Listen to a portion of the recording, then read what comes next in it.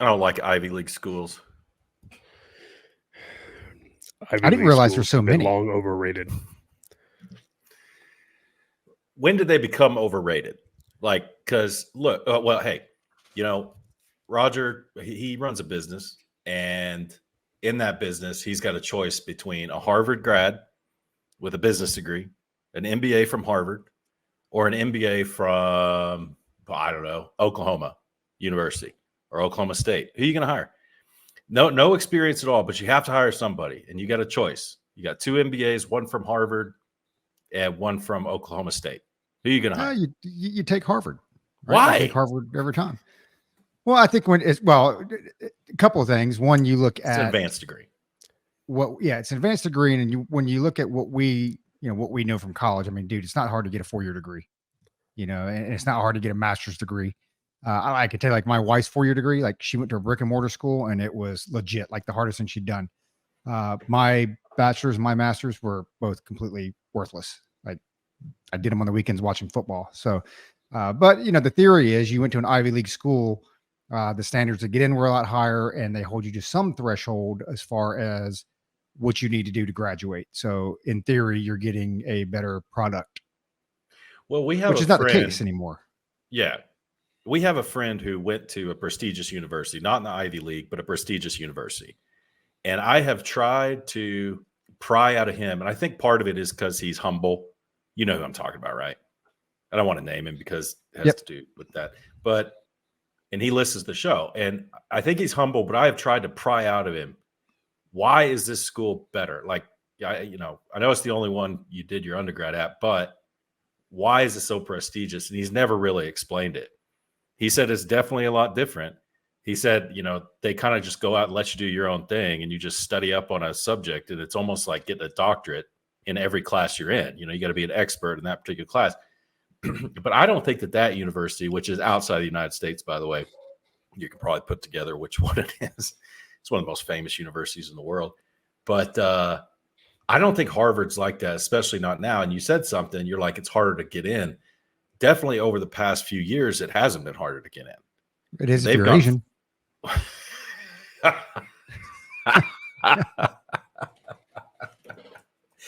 I don't know. There was an officer that we worked with. He supported a unit a couple times. He wanted to be a role player at one of the trainings that we did every year. And he was a Harvard grad. I think he got his post grad at Harvard. And I was like, how did you get in? Because he's a white male. He went as an officer. And I'm like, I didn't think Harvard wanted you. And back then, I think this was Josh, I don't know. And Roger, it was when you bought me a sandwich one year at LaGrasse's when I was supporting with him. So that would have been 2014. But anyway, he's like, it's all about, in 2014, it's all about like diversity of experience, not necessarily the color of your skin. It's like, are you an interesting person? You can go here. But yeah, I don't know. I do think more importantly, though, I think nowadays what I would see, and I've seen it with like the Wharton School of Business or whatever, it's not even so much like you went to Harvard or you went to Yale. It's a lot of your networking. Like you have access to other alumni that were there that are going to help you out, have some insight, this and that, which is going to be different than, University of Central Florida or something like that. But I mean, we all know, especially what's been in the news the last couple of years. I mean, one, you would never have anybody. I would never hire anybody just based off Harvard. Now, granted, if I was to have a brain tumor or need a heart surgery, I'd like to have my doctor, be a graduate like Johns Hopkins or something like that. I think for obvious reasons, but in general, I think you look at, I wouldn't hire anybody just purely off the school they graduated from, unless it was something like super, super technical that like, hey, you had to go to this school, to learn this or whatever. Cause there's so much more to it than that. I mean, college, we've had this conversation with colleges before, and I told my kids like, hey, if you get to law school or something like that, I get it. It probably makes a big deal if you went to Harvard Law or Yale, because it's going to open up some opportunities. But at the end of the day, like, how many times I've been asked to show my degree? Zero. I've never been asked to show my degree for anything, So at the end of the day, it all comes down to you and your merit. And when my one real quick shout out to my daughter, she passed her boards. Woohoo! So she is Congrats. Now a certified physician assistant. So our same buddy we're talking about, he said that she should open up a practice called the Script Club. I love it. So we can get our scripts. Shh. This be I used as love it. evidence, bro. Oh, but anyway, I lost my train of thought. But anyway, she she went to school, she graduated, and it's like, hey, look, oh, that's what it was. So one of her friends, speaking of Ivy League schools, she got placed, or she applied for a job up at Dartmouth. She got hired, and then my daughter's back here looking at places to work at, and everybody's like, oh, Dartmouth. It's like, right now, you're not being hired. None of you are being hired based on merit. You're being hired because they need a PA and you graduated as a PA. That's what it comes down to. There happens to be a spot open. So like when you really look at that first job for most folks, none of it's based on merit. I mean, it's like my boy, he's looking for a job, he's getting ready to graduate ASU. And it's like, what can he really put in his resume? He went to college just like 35,000 other kids that did here. And all you can say is, hey, man, I'm motivated, I'm punctual, and I'll work my ass off, right? You're trying to get your foot in the door. It's after that first assignment, after those first couple of years where you're actually hired based on merit, then you can say, you know what, I was hired based on my skill set, or I was hired based on my work ethic or whatever. So these people that come out of Ivy League schools right out, I don't hold them any holier than anybody else does. I mean, it's just like anybody. There are just as many turds that come out of Ivy League schools as there are community colleges. Josh, I had my nephew. I don't think I've told this story before to a point that Roger said. My nephew graduated Nebraska University at Omaha, not the one in Lincoln, but the one in Omaha, with a civil engineering degree, right? And in between his junior and senior year, he went and did a fellowship in Chicago for this company that makes civil engineer stuff, right? They actually make the this indoor skydiving things where you can go skydive indoors. Oh, yeah. With it's like iSky Fly or whatever the hell it is. Yeah, iFly or something. But he worked for them for a summer, and he made such a good impression that they basically offered him a job at the end of that fellowship. They said, hey, if you graduate next, you're going to be hired. So he graduated, he got hired. They put him in Denver. He started out, okay, this is starting out, 4-year degree, started out, I think, at $65,000, which doesn't sound like much, but he also gets completion bonuses on the work he does, which is massive. It sends him way up into six figures. Not way up, but well over $100,000. That is for someone who just graduated. And he said once to my daughter and my stepson, who were obsessed with grades. That's good. That's a good thing to be obsessed with, right? Is your grades. But he told them, he goes, never once in this whole process of getting this job did anyone ask me my GPA, ever. They never asked him, Josh. It's just like, it doesn't matter. It's like, what impression can you make? Like Scott, who graduated TCU with an MBA, he got his first jobs through networking while he's getting his degree. So I'm with Roger. Where are you on this? Well, it comes down to, like you said, it comes down to networking. It's not what you know, it's who you know. And I mean, that's just really, when it comes to degrees and the Ivy Leagues, when it comes to, especially, I'll use Harvard as an example. Harvard suspended, students did not have to have an SAT or ACT to get into Harvard starting in 2021. Okay.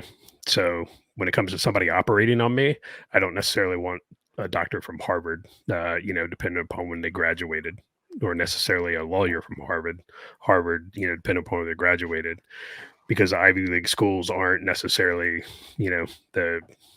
the cream of the crop these days, and they haven't been for quite some time. One of you guys posted it on the C3 Twitter or X, whatever we're calling it. Talking about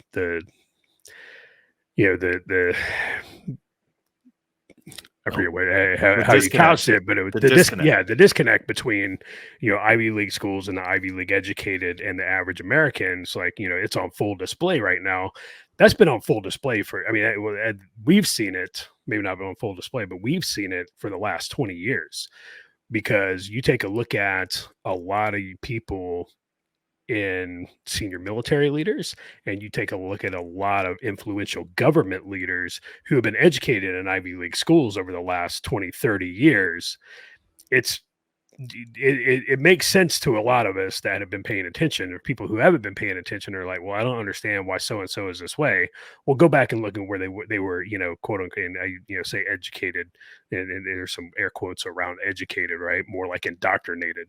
These Ivy League schools and colleges in general have been skewed left, radicalized for a long time. This is not new. What you're seeing now, you're seeing this play out. This is the Occupy Wall Street movement. This is the BLM movement. This is funded. It's well funded. It's organized. You take a look at, a lot of the tents outside multiple colleges, not just some of the Ivy League ones, but multiple colleges. They're all the same brand, color, and model. Right? That is not an organic protest. That is not an organic movement that is popping up. Right. That is funded and planned. So, when you're talking about the colleges, though, you want your return on investment on degrees. Business Insider, the top 5 schools nationwide on return on investment, your 40-year net ROI is the Albany College of Pharmacy and Health Sciences, St. Louis College of Pharmacy, MIT, and Stanford. Those are your 5 top return on investment colleges in the United States over a 40-year period. Which I wouldn't have guessed that. Maybe Stanford and MIT, but not the Albany College of Pharmacy and Health Sciences. Which is kind of weird. But anyway, I don't know, man. I take college degrees with a grain of salt for a lot of folks, honestly. Well, for those have been living under a rock for the past week, Josh alluded to it, that there have been a lot of protests at kind of started with some Ivy League schools, NYU, Columbia, and it's kind of spread down south, and it's working its way west, and then from the west, it's working its way east. And the idea behind protests, right, when it's not a popular movement, like the anti-war movement, the anti-Vietnam War movement back in the day. Early on, I didn't realize this, because we're fed this propaganda that Vietnam was a super unpopular war from the outset. That's not true. Vietnam was actually a pretty popular war early on. Something like 70-something% were for the war in Vietnam. These protests started kicking off, and there started to be more exposure toward the war. And your average American started saying, why are these kids protesting? Because they're protesting at prestigious universities, when universities were respected back then. Why are these hippies doing this? They started looking into it. Your average soft-minded person was like, yeah, what are we doing there? So on and so forth, right? So it brought exposure, right? There's a purpose to protesting. That's to bring exposure to your average American. So when those of us are looking at our TVs and going, what the hell are these people protesting? Like the 3 of us, the majority of our audience, we know, come on. Like everybody forgot October 7th already, right? But to Josh's point, this is coordinated. Remember when they shut down the bridges? That was coordinated. That money was traced directly back to Iran. This is also coordinated. It's not so we can shut down the universities. It's to build exposure. It's to start driving a wedge between Israel and the average American. Grow exposure. They're going about it like the Vietnam protests. But what do you pick? You don't pick Texas Tech University to sink your money into. You pick Columbia. You pick NYU. You pick Harvard. All these places where, hey, that's a prestigious university. Man, these are smart kids doing this. They're smarter than me. Maybe I should look into this. Maybe they're right. This is coordinated, man. This is not a grassroots movement. And the X post or the tweet, whatever, that's what we were saying. We're like, the average American is not on Hamas's side. And to me, it's like spitting in the face of a veteran coming off the plane to have, Hamas and pro Hezbollah, because they're wearing all this stuff and they're wearing the headband. Hey, why don't you just protest in favor of Al Qaeda? I mean, why not? We're only one step away from that, really. And if I'm ISIS, if I'm Al Qaeda or the next thing, I'm like, okay, let's jump on this bandwagon. Let's. Well, I got a couple of things that I want to ask Josh, and that you dovetail right into the question that I had written down. It's kind of crazy when you talk about, Harvard and Yale and Princeton and law schools and this and that. and I don't know this for a fact. This is my assumption. There's a reason why they have board exams and tests, right? When you get done, that's issued outside of the school.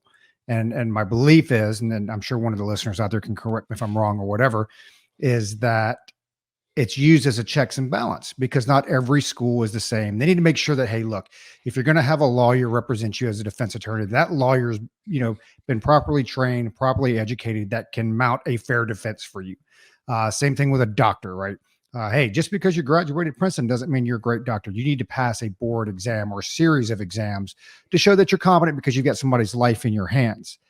What's kind of crazy, maybe you guys have heard something about it. I haven't. I never really thought to look it up except for now, but you notice how you never really see any stats off of exit and board exams from these schools as far as like who's passing. So I'll give you an example. Like Michelle Obama graduated from Princeton and then went to Harvard Law School. You realize she failed the Illinois bar the first time? So I'm going to tell you this. What? Yeah. Luke, how much does it cost to go to Harvard? I mean, what do you think? I have no idea. I'm gonna guess. Harvard I'm gonna Law School. guess 66. Oh, law school. I'm gonna guess Yeah. minimum $70,000 a year. Yeah. Minimum. I That's think just- like 100K, right? Yeah, probably. So, and I'm just throwing it out there. So you're looking at, if I spent $100,000 for law school, like, man, I better pass the bar. I mean, I should come out knowing that, hey, look, if I completed this coursework and worked, went to class, did my studies, and I graduated, 116K is what Josh. So that's even worse. So if I went to a school for $116,000 to be a lawyer, I should be pretty damn sure that I'm going to pass the bar exam. Right. But she didn't. And she's not the only one. I think they've got a whole list of folks on here. John F. Kennedy didn't pass. Governor Jerry Brown didn't pass. Hillary Clinton didn't pass. These are people who didn't pass it the first time. Now, we're not saying they're schlubs or whatever. I'm just saying you're going to spend that kind of money on this type of schooling. Because I know, like with my daughter who went to PA school, that was one of the first things we looked at was, hey, the amount of, the percentage of graduates that actually pass the national certification exam the first time around, what was that percentage? And the school had like a 95% graduation rate, and of the 95% graduation rate, like 92% were passing the course the first time around. So, I was good with that. That sounded, pretty decent to me. When you look at Harvard and Michelle Obama, among the others that are paying that kind of money, going to that school and then not passing the board, that's a problem. And I'm kind of curious, like, why don't you see stats on that? And maybe they're out there. Maybe we just haven't looked at it, but I would be curious to see, hey, what are the stats of these people that are going to these schools? What are the stats of these people that are going to these schools, graduating, taking the bar exam, taking the PATS exam, taking whatever medical exams, and not passing? That would be very interesting to me. So, that kind of closes my thought on that. What I want to throw towards Josh and kind of dovetailing, throw it back to me. Well, I'll throw it back to you, kind of dovetailing off of what you were initially saying. So when you look at the Palestinian protests, one, we've talked about this 1,000 times. It's stupid. It's completely dumb. Everybody's forgot about October 7. To me, the listeners that have heard our last few shows, I think Israel is conducting warfare the way that wars used to be fought, right? Like, hey, I hate to tell you this, but like, wars are not compartmentalized where, it's just military on military. You win wars because you involve everybody and you basically make the other side tap out. You make the other side quit. That's what they do. That's why there's a white flag. That's why it's a surrender, right? But my question is, when it comes to all of the protests that are happening at the, not just at the colleges, but you look at the bridge shutdowns and this and that, which Columbia, by the way, just went all online for the rest of the year because of this. Looking at it politically, okay, like, this hurts Biden. This in no way hurts Trump, the guy that's not in office. So are you telling me that these guys, I mean, do they, So we know that a lot of it's being backed by Iran. We know that. Josh pointed out earlier, he's like, hey, look at this, same color tents, same company tents. You couldn't even like turn the tent around a little bit to make it look a little bit different, right? So we know it's being funded outside. And even the NYPD was like, yeah, we think there's some outside funding here. It's like, really? You think so? But my question is, do they believe that their cause is going to be better or better served under Trump than they do Biden? Because right now they are 100% hurting Biden. They've already come out today. The pundits are like, hey, this is Biden's Charlottesville moment, right? Here's good people on both sides type thing. There's no way this thing can be seen as not hurting Biden and helping Trump. So, I mean, have they thought that far ahead, or is there another motive? I don't know if they've thought that far ahead, honestly. I don't think some of these protesters care. I think what we're seeing, this is not, it's organized. It's not grassroots. It's not organic. But I don't know that this is not this is not a Democrat Party thing. This is something else because, like you said, this is really hurting Biden. And I don't think the DNC, the Democrats wouldn't have put something like this together. They wouldn't have. And Iran doesn't want Trump in office. No way in hell.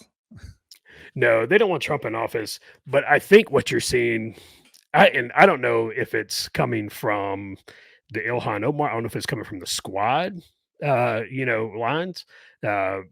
Maybe they don't necessarily want Trump in office either, but they don't like Biden. They don't want Biden in office either because Biden is not radical enough for them. So this is something else. This is not I don't think this is a Democrat Party thing.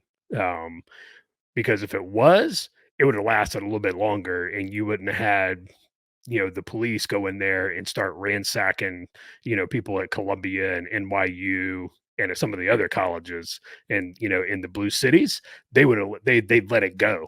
They'd let it go for a while. They'd let this party go for a week or, two. But for them to go in there that quick and start cleaning it up, it's off, man. This is not it's Occupy Wall Street BLM like, but this is just something. It's different. There's a different feel to it. You think? I mean, I hear you. I agree. There's a different feel. I don't know what Iran's play is here. I don't know. I don't know what Iran's play is. Really don't. The Columbia going to hybrid is what they call it. But what hybrid means is all Zoom classes. And we saw how well that worked out during COVID. Man, both my kids were absolutely miserable doing online classes. And I think they would both say, I think they would, well, it was college, and I think that both of them would say that their education suffered, if they're being honest with themselves, which I think they would be. But this is, I hate to keep harping on I want to get away from the protests and everything and your points, Josh, but this goes back to that Ivy League thing where a lot of it is, of course, the kids, and their egos have to be fed. If they got into Columbia versus, Vanderbilt or not Vanderbilt, what's another, like Colgate, right? Another Ivy League school that nobody knows about. Colgate. It's like Columbia or Colgate. Well, the ego is going to be fed by going to Columbia, not necessarily Colgate, because you can't brag about that to your friends. But more importantly, probably the parents footing the bill. The parents can't brag to their friends, which I think is actually bigger than the kids bragging. So anyone who actually cares about their kids' educations, right?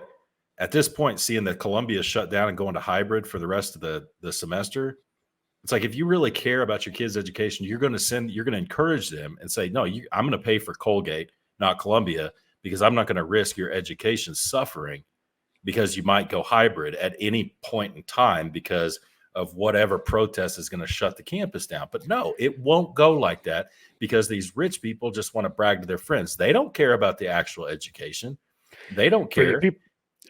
For the people who actually care about their kids' education, send your kid to a non-government college that does not receive government funding. There's only two of them, like Hillsdale. Yes, and there's only one other, and I don't know which one it is. But I don't either. But do not send them to a government indoctrination. So let me ask you this, because that's what colleges are. This is neither here nor there. The Eric Prince podcast did you listen to? Did you listen to the first one or the most recent one? Because he just mentioned that. I don't know. I didn't know there was two. Yeah, so that's where I learned that. It's funny you said that. It's funny you said Hillsdale, because I just heard that tonight because I listened to the most recent ones. The Eric Prince podcast on the Sean Ryan show. We're advertising other podcasts on ours. That's real smart. But the one I was going back and listening to was the original one he appeared on. I would encourage you, Josh, and everyone else, after you've listened to C3, to go listen to all three Eric Prince appearances on the Sean Ryan show. But that's where I learned that Hillsdale accepts no federal funding. They don't even have ROTC. Yeah. Well, Hillsdale, so I took a couple of their free online classes. One of them is the Constitution. So they sit down and they break it's like a 10-part series, class where they break down all, the Constitution, the Declaration of Independence, all the amendments and everything. And they do a deep dive into each one. And it's really, really good. And it's completely free. So just go to Hillsdale, you can enroll them. They have a bunch of other free classes too, that you can do it. But yeah, don't send your kids to a college that takes government funding, because they're nothing more than indoctrination centers. Roger, I've heard that one of the best foreign policy schools in the United States is located in the Phoenix area. Do you know the university I'm talking about? I'd guess like maybe GCU or something like that. No, it's Thunderbird. Have you ever heard of that? No, but my VA clinic's named Thunderbird, so No, maybe it's next door. I think it's called Thunderbird College or something. But it's actually really well known for like foreign policy, international relations, international law. It's one of the best. Like if you're an insider, like a Beltway type person, if you went to Thunderbird, that's a big deal. Check out Thunderbird. It's crazy, man. It's in Phoenix too. There's no good universities in Phoenix. Everybody knows that. Don't move out to Phoenix. Too much desert here. Is too hot. You'd hate it. Just stay in California or Michigan or wherever, Texas New York. or North Carolina. I heard University of Phoenix Online was like one of the top colleges in the country. No, man, DeVry, bro. It's all about DeVry. I saw those commercials too. You know what pisses me off about DeVry though? When you look at like DeVry, ITT, when you look at taking vocational schools to the next level, it pisses me off that they ripped off the taxpayers, because there's a need for that. Like, I think when you're looking at vocational schools, we all had the wood, working and this and that in high schools, which they don't even do that anymore. Out here, a lot of the charter schools are doing that. Matter of fact, it's a massive school down the street. I think they do, it's like 5 through 9, and it's all vocational. So you graduate with a high school diploma, but you took electrical classes or plumbing classes or whatever. It pisses me off about DeVry and ITT, because that was really a way to take it to the next step, that, hey, let's teach you to be that computer tech or electrician or whatever, but let's give you a little bit of, some college classes on running a business. Let's show you how to get your business degree. So, hey, maybe you go out there and you start your own plumbing business or whatever, which I think that's where, when they passed the law last year that allow community colleges in Arizona to hand out 4-year degrees, I think that's where they're going. I think the whole point of that is come in, hey, man, you're going to be an electrician, whatever. You're going to learn all this stuff. And then you know what? You're going to graduate with a degree in business, because you're going to learn to actually set up your own LLC and start your own business. At least that's what I hope. And that's what pisses me off about those programs. I mean, one, I used to use them in the Army all the time, because if you put somebody in there, they're classified as a high school senior so they can join. I love it. I love it. But, to me, that was really taking it to that next level where, oh, you're just an electrician or whatever. No, you came out with some type of degree, right? You came out with some type of certification, and, you made good money. Because even now, we've talked about 1,000 times, when you look at that skilled labor, because that's exactly what it is. I mean, there's good money there, now the downside to it is, unless you go to a really big company or whatever, you're probably paid hourly. And that's kind of how the majority of that stuff is done, at least around here. But the whole point being is, hey, maybe you get to a point where you have some ownership in a company or have some stake in a company where you're actually pulling salaried, or, hey, you start your own business and you're hiring 2 or 3 folks. And I think that's where I think it's we missed that step somewhere, like somewhere in the 90s to the 2000s, we got to where college was the end all be all, which is kind of how we got to where we're at now, because you got all these kids with massive student loan debts. that will never pay it back, have no intentions of paying back. They chose some crappy degree in history. You're like, well, man, my $65,000 a year salary is not going to pay back my $200K and student loans. Well, go figure. But we missed a step there somewhere where it's like, hey, look, there are those that go straight into the workforce. God bless them, because we need them. There are those that go to college and get a degree in whatever the case is. But there is something there in the middle to where, hey, you have that vocational skill and you also have that academic or institutional education to run a business and hopefully not go to jail for, IRS, violations and stuff like that. But I just feel like we missed it, man. And now we're stuck, and you don't really hear, we talk about the rubber band theory all the time. You don't really hear that much of a snapback to where you have people saying, hey, let's go back to skilled labor. I hear it more out here just because of the housing market and the weather's good, so people can build all year round. So we do hear it out here more than I hear it back east, but you just don't see a national level push on that level where it's like, hey, not everybody needs to go to a 4-year university to make a good living. Not everybody needs to go into student debt $100,000 to make a good living. There are other options out there, and you just don't hear that. Yeah. I'll tell this story one more time, dude. I think I've told it 3 times in 3 years. So once a year is not bad. We've been doing this close to 3 years, guys. Isn't that crazy? This is episode 148, by the way. That's almost a 150. And we started off strong out the gate, man. In a year, we got 52, I think. We were right there. And then we've kind of slowed down a little bit, but not much. So anyway, I'll tell this story one more time. And I'll probably tell it again a year from now. But when my daughter was graduating high school, they brought everybody into the theater, and everybody who got a scholarship was being honored. So, everybody who got a scholarship was up on stage, and, all the parents of family, whatever, were up in the auditorium, and, everybody's getting their scholarships. And the funny thing was the dollar value wise, the most, what was it? The scholarship with the most money was to the Air Force Academy. It was crazy. It was like $210,000 or something, because they factored in everything, right? The technical piece and all that stuff. And my daughter got the ROTC scholarship, and everybody's clapping. And this person got it to A&M. This person got it to that, and everybody's clapping. And there was this one kind of dumpy kid who looked like he had gotten his slacks and shirt, button-up shirt and tie from Walmart. I'm not. He just looked kind of dumpy. And he got a scholarship to welding school locally, completely paid for. And I saw that, and he's just different from the other kids.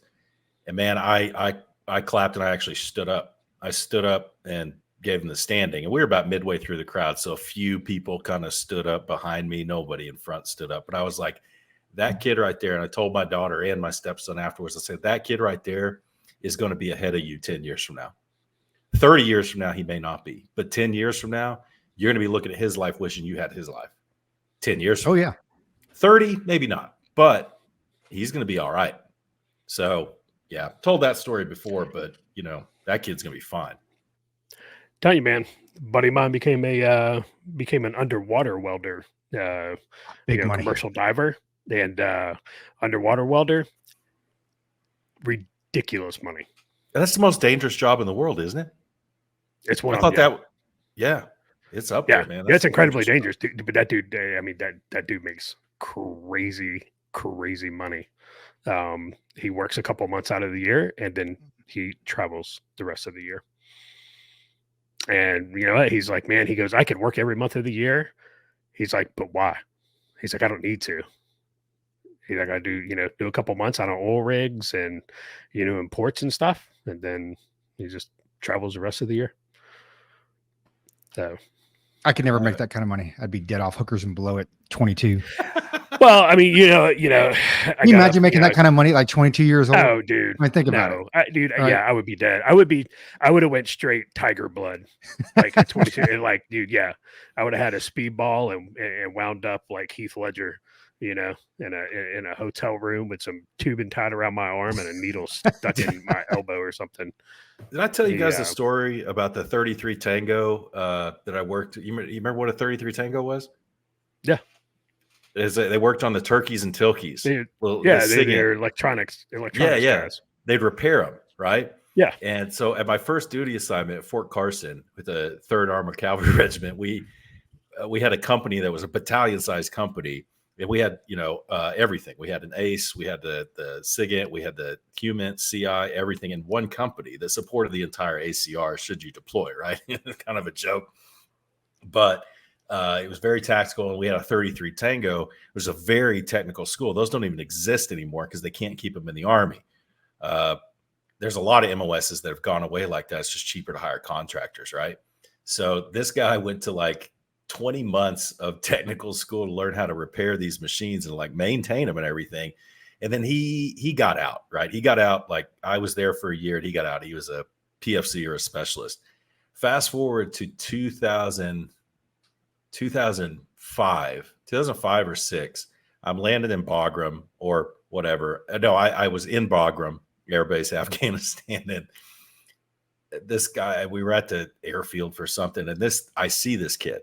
Can't remember his name, but I see him. And I'm like, I remember you from 1999. He's like, hey, how's it going? Everything. I was like, what's up? And he's like, I'm leaving. I've been here since 2002. And I was like, what? And he's like, yeah, I've been here. I got out of the Army. They needed, 33 Tangos. And I've been here for 3-4 years straight. I was like, really? What are you doing now? He's like, and he wasn't bragging. He was being super cool. He's like, well, I've made a couple $1 billion. I'm going to move back to Minnesota and open some kind of business. He was going to open something. And he's like, yeah, basically, I'm just going to retire. I'm just, he was good. He had it all planned out. He probably made $3 million that time because there was nobody else who could do it. So he got that technical skill with 20 months of training that the Army gave him. He stayed in Afghanistan in the suck from 2002 to, 2005, 6. And now he's a millionaire. I mean, good for him, right? Yeah. Dude, a lot of people, I debated getting out in 2004, 2005, instead of re-enlisting because of what they were paying for our skill set in Iraq at the height of the war. Like, it was ridiculous money. And I was just like, what? Like, what? Like, I won't make that for you. I won't make that for a very, very, very, very long time. And I can make that in 11 months because you get 30 days of paid leave a year. I can just do this for the next 3 or 4 years and then be done. But I didn't. I stayed, retired. And now I get up every morning and go to work while somebody is making, what I make in a couple of years. They make it in a week selling pictures of, their feet on the internet. I'm just mad I can't do it. Right? I know. But you're absolutely right. I mean, there was a time period there, and especially if you had some husband-wife teams, we had a guy, same story with Luke. Now, he wasn't overly technical, but when you look at the kickoff of the war, a lot of these jobs were paying like that. And there was a guy, he worked in the fuel depot, and he was a petroleum supply specialist in the Army, got out, decided to go there to Afghanistan, and he was on his last month. He'd been there for 5 years, right? 5 years with, the 30 days break and, back in R&R or whatever. So he's there the last month. I think I've got like a month left or whatever. And he's all happy and he's pumping my fuel and everything. I was like, hey, what's going on, man? He's like, man, it's almost time. I'm like, oh, what's up? And he's like, I'm going home. I'm like, oh, and I was thinking like R&R was okay. Go home, whatever. He's like, no, man. He goes, I'm done. This is it. And I was like, oh, no kids. Like, you're done. And I think he was probably like in his mid 40s or something like that. And he's like, and again, he wasn't bragging. You could see the guy was happy, but he's like, do you know why I'm going home? And I'm like, why is that? He's like, I've got $1 million in my savings account right now. He's like, that was my goal. He goes, when I hit $1 million in my savings account, I'm going home to my wife and we are calling it quits. So he had made that much money over the course of 5 years. And now, don't get me wrong, there's some sacrifice there, right? Sure. It's some pretty austere environment, and Salerno is not the best place. It's not the happy back then, especially it wasn't the happiest place to be. But him and his wife made a conscious decision. And, we had a couple linguists that would do the same, husband-wife team come out there, and they would try to do 2-3 year stints. It's like, hey, man, work their ass off, do what they got to do, sacrifice. And, you make $500,000 or $1 million. And I tell you, Another lesson that I push to my kids, it's like, if you don't have, so like I heard a number the other day, they were talking about $2.2 million is the new nest egg. That's what you have to have for most Americans to retire and live a comfortable way of life. But, one of the things I've beaten in my kids' heads is, if you don't have debt, you don't need $2 million. I mean, there's a lot I can do with a couple $100,000 in my 401k. If you have that, if you don't owe anybody anything, right? But if you still have student loans and all that other stuff out there, it definitely makes it a lot tougher. What I wanted to throw Josh's way, and I think Luke's got a question as well, but like, you've got kids that are getting ready to go to college. So what is your guidance to them as far as where they go, what they're looking at majoring, earning potential? Like, what kind of conversations are you having with them to guide them in the right direction? Or do you have any? I mean, some parents are just like, hey man, good luck. Let me know how it works out for you. No, man, we just give them a $20 bill and wish them the best of luck. So I'll put a pin in that $20? real quick, because I do have an answer for that, but I want to get Luke's question first. No, Josh, you go ahead, because this has to do with retirement. So go ahead. Oh, okay. So our guidance to our kids was, what do you want to do? All right. And you don't have to, first, you don't have to go to college to make money. All right. So, especially on my wife's side of the family, she has a cousin who went to cosmetology school, and she has a regular full-time job, but she does hair and makeup on the weekends. She is booked every single weekend, weddings, proms, like everything. And she deals, a lot of us in cash. And bro, she ain't cheap. Like, it's a couple $100 a person for hair and makeup. And it's like, and she's booked, especially during prom season and wedding season, bro. She's booked all the way up. And she's like, yeah, dude, she's like, I kill it. And then, one of my wife's other cousins, he didn't go to college. He's a diesel mechanic, and, he's a diesel mechanic in farm country. And so, not only is he able to do all his own work on his farm, but he, does work for other folks. And, he's a listener, and everything. So, we told him, look, you don't have to go to college, but if you do, and you want to major in this, here's the average starting salary in the United States for that. Now let's go through your living expenses, based off of that salary, because this is where most of the jobs are, for this, let's pick a profession. This is where most of the jobs are. This is the cost of living in the area. So you need to do the math. And if you're going to go, do not take out student loans, period. Don't do it. And so our kids are dual enrolled in high school. So they're knocking out the classes for their associate's degree their junior and senior year of high school. That way, when they graduate, they have, they've got to go, finish up. And the what they have here where we live in North Carolina is basically, if you're dual enrolled in high school and you maintain a certain GPA, when you graduate, you can go to that community college and finish up your associates for free. So they're going to finish up their associates for free. And then, I gave each of them a year from my GI Bill. So that's another year they have free. And then, there's programs through North Carolina for vets that, will take care of, some of their college as well. So, by and large, our kids, they want to go to a 4-year, get their bachelor's degree.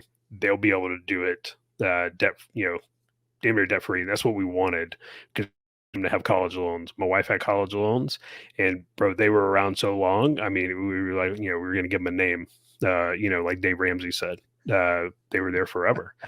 We finally got them paid off, and, it's fine. But our guidance was, be smart, do your research, make an educated decision. And if you don't know what you want to do, that's fine too. You can go into the workforce, and you don't have to go to college right when you graduate high school. You can take a year or so to kind of figure out what you want to do. Go take that summer job up in Alaska, go have some fun. Kind of go figure it out a little bit. We're here. We'll help you. We'll support you. Me personally, and my kids are way smarter than I am, thank God. Me personally, I wasn't ready to go to college when I graduated high school. I tried it and it didn't work out for me because I was immature and all I wanted to do was party, and that's what I did.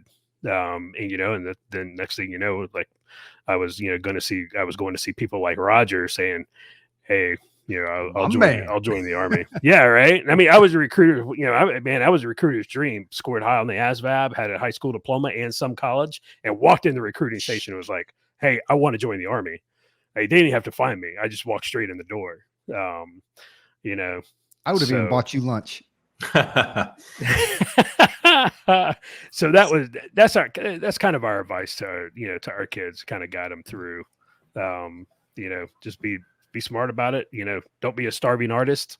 And just don't get a degree in lesbian dance theory, and you'll be all right. So if I could go back and replay things, you always, maybe Roger doesn't feel this way, and maybe Josh doesn't feel this way yet, but you spot things that you maybe could have done differently, right? And I don't know if I would have done things too much differently.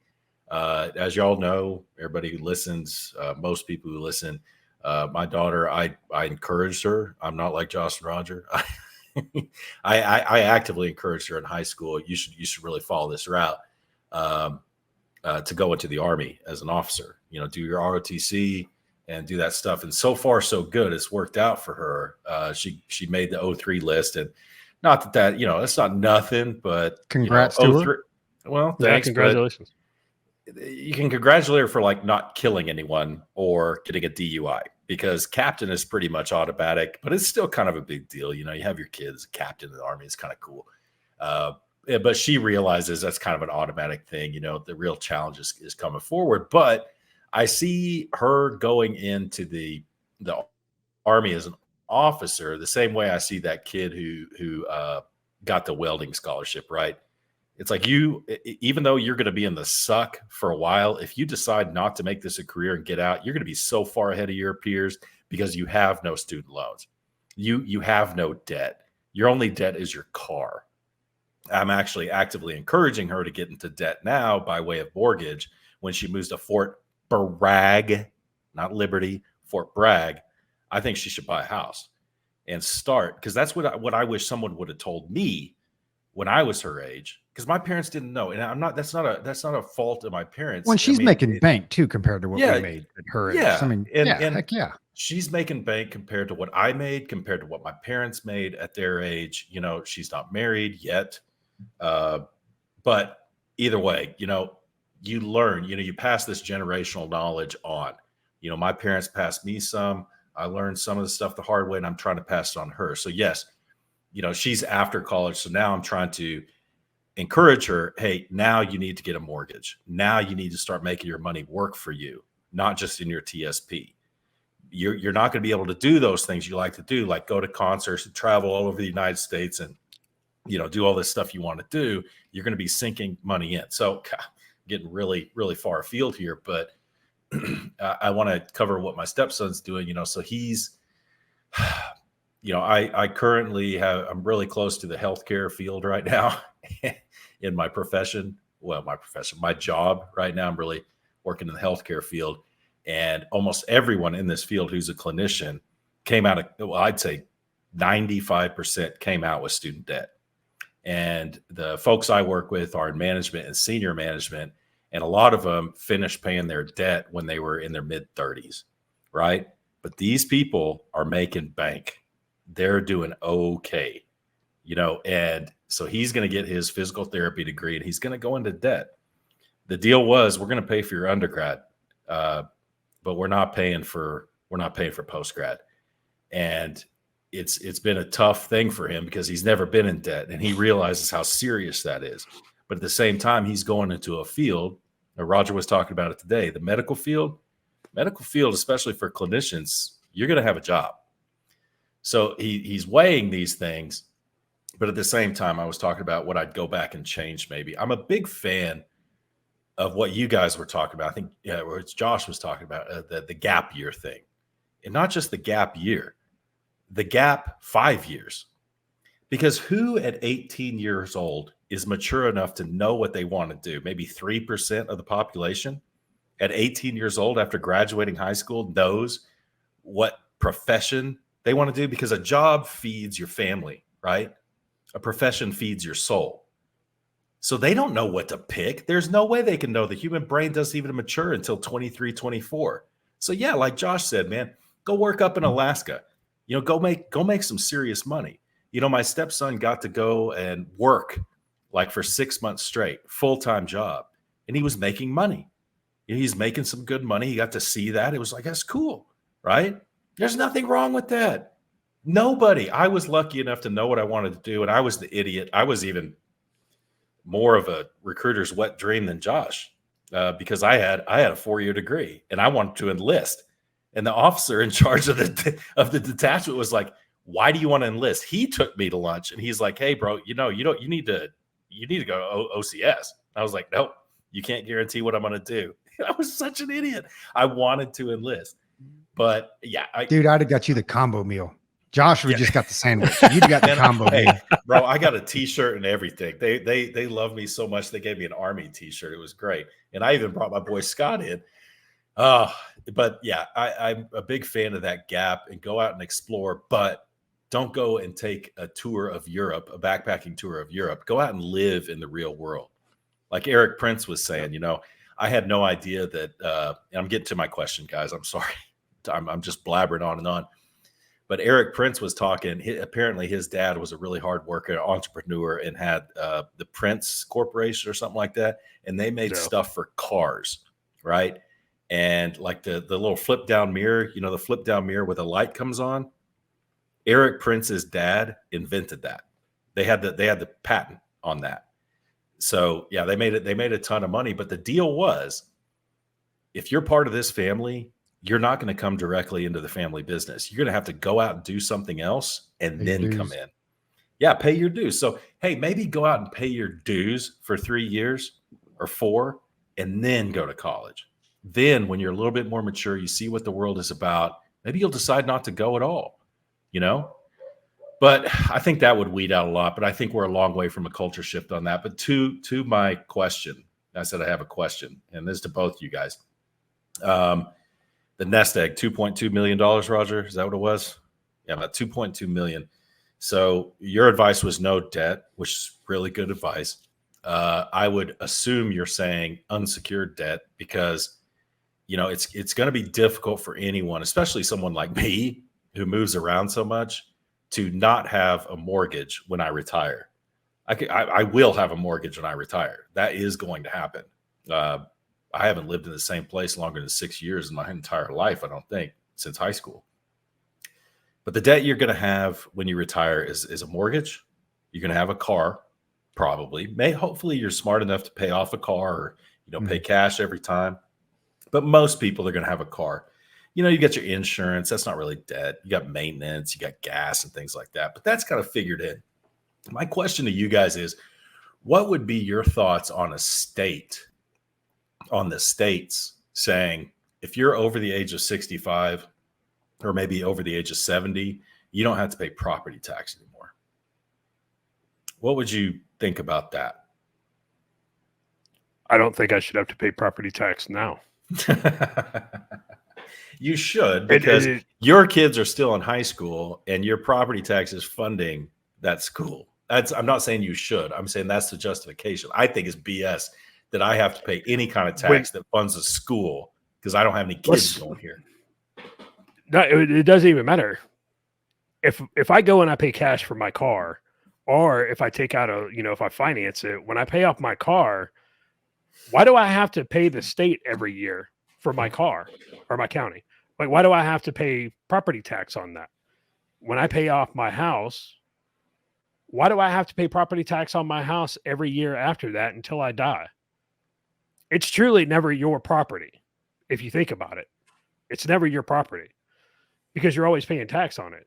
So age regardless, I shouldn't have to pay property tax once I pay it off, period. Once I pay the Toyota dealership for my 4Runner, I should never have to pay tax on it. What should you have to pay tax on?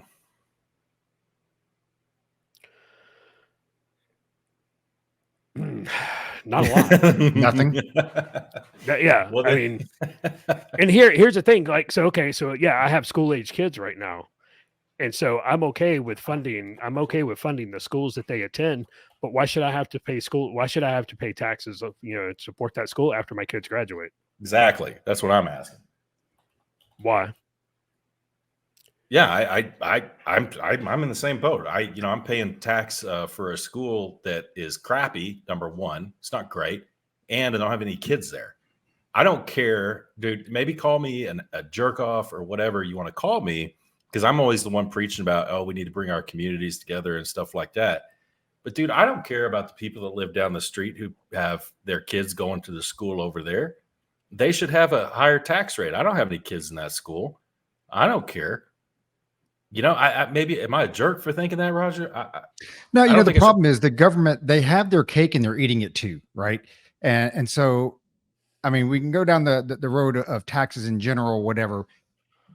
They tax the way because it doesn't matter with property tax or anything else, because when you look statewide, whether they've got property tax or don't, or sales tax or don't, they're going to get their money. My problem is Yep. the way they do it, because they have to break it apart, because people will get pissed off when people realize that you pay 75% of your paycheck to taxes, if not more, probably more. People would get pissed off. So they break it apart, right? So it's like, you've got some Social Security, you got some FICA, you've got Medicare, you've got federal, you got state. And oh, by the way, now you've got property tax, and now you've got, sales tax, and you've got all these other fuel tax and all that other stuff.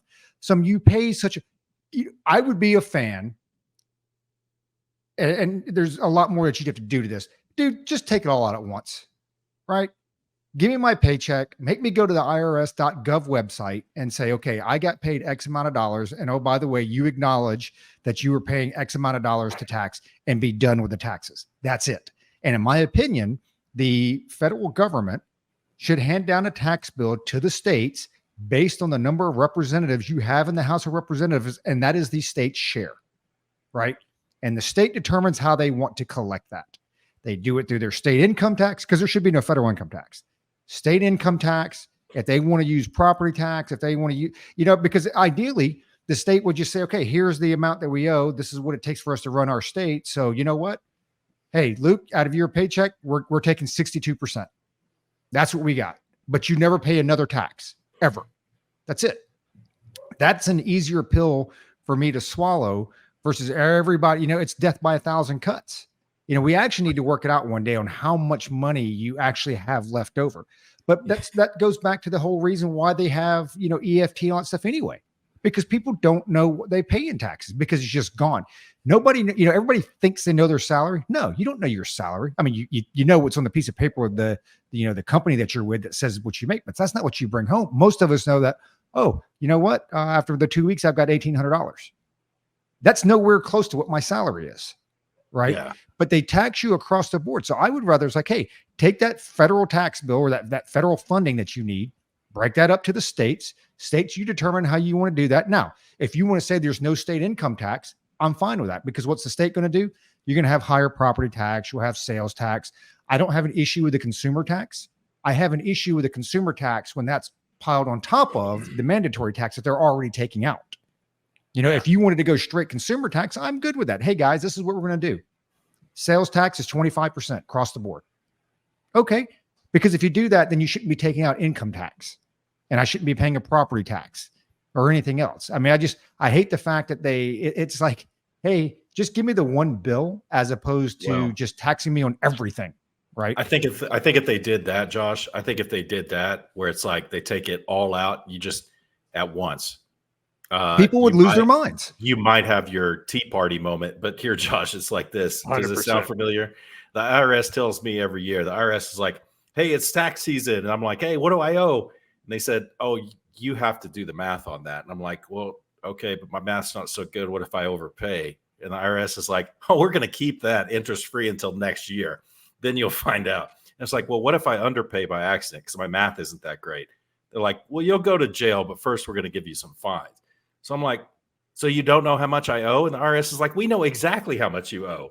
And I'm like, well, okay, why aren't you telling me? They're like, we're going to wait till you file. like, okay, is it easy to file?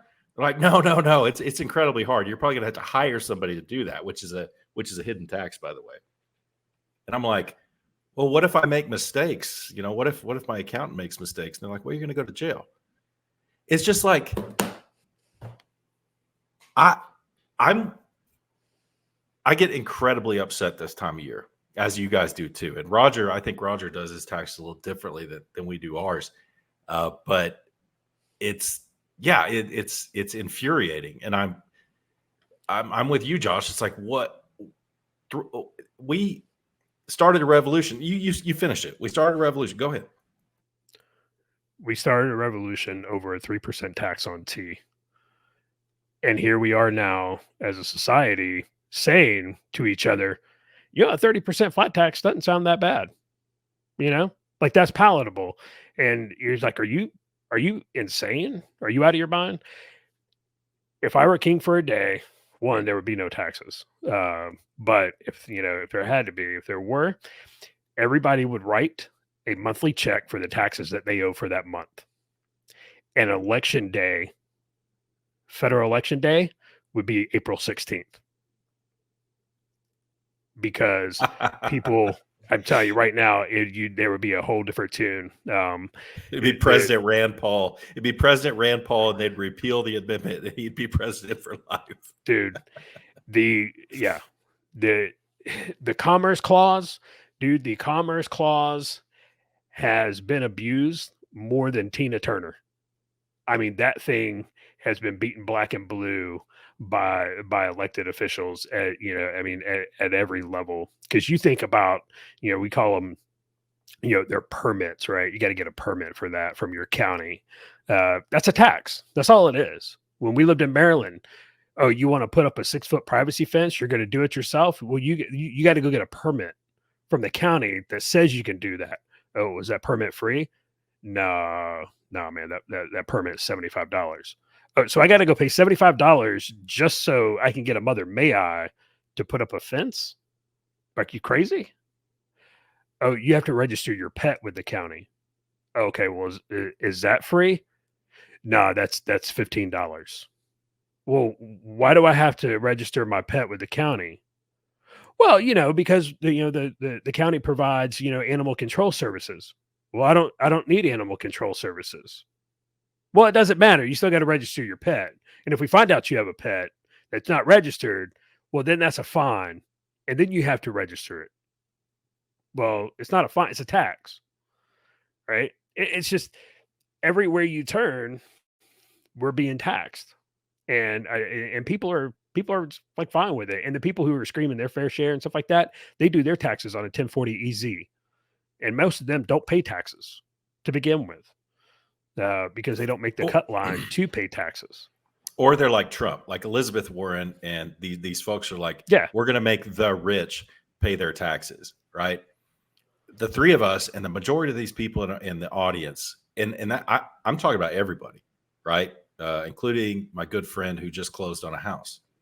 He's doing really well. It seems like he's not. It may seem like in everyday life, man, I'm just struggling to pay the bills, or not struggling, but man, I got to pay the bills and all this stuff. But the three of us and everyone in our audience, believe it or not, according to the World Index, you are in the top 1 or 2% of income earners, basically. So when these people talk about taxing the rich, they're talking about you, man. They ain't talking about the billionaires. They're talking about passing it down to the top, people who pay 70 or 80% of the taxes in the United States, which are the three of us and the majority of our listeners.